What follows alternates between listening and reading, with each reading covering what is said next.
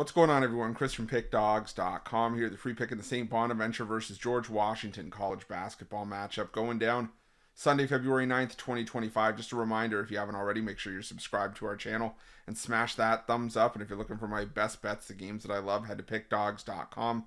Click the Premium Picks tab at the top of the page. Great time to do so because we have a lot of action lined up this week.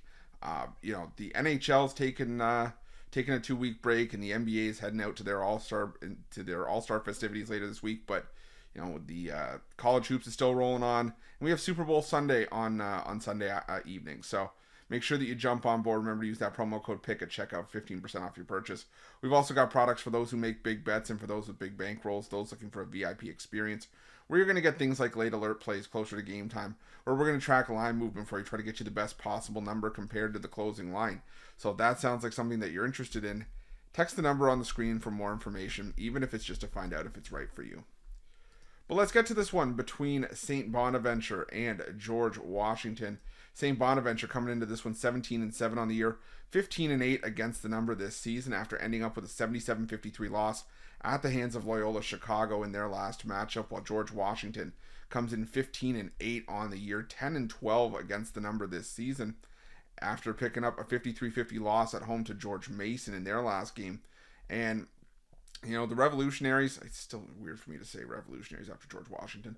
The Revolutionaries, the thing is, this team has just fallen off the map when it comes to playing on the road. I mean, lost by 6 at LaSalle, and before that, double-digit loss to UMass, lost by 3 at George Mason, which wasn't necessarily a bad loss considering how well George Mason has been playing this season. And they've had a pair of 3-point losses to the Patriots as well, but it still leaves a lot to be desired when you go on the road. You take on a St. Bonaventure team that's 10-2 at home this season. Now, yeah, the Bonnies have not been the same cover team that they were early on this season, where they were just running roughshod through anybody in terms of covering point spread. They started the year 13-1 against the spread this season, but only have 2 covers since January 4th.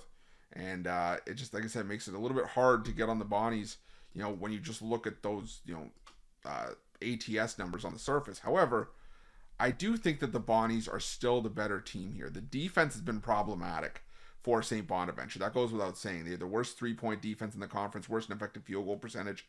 However, they are the best rebounding team on the defensive glass in the A10. There's a lot of one-and-done possessions for the Bonnies as well.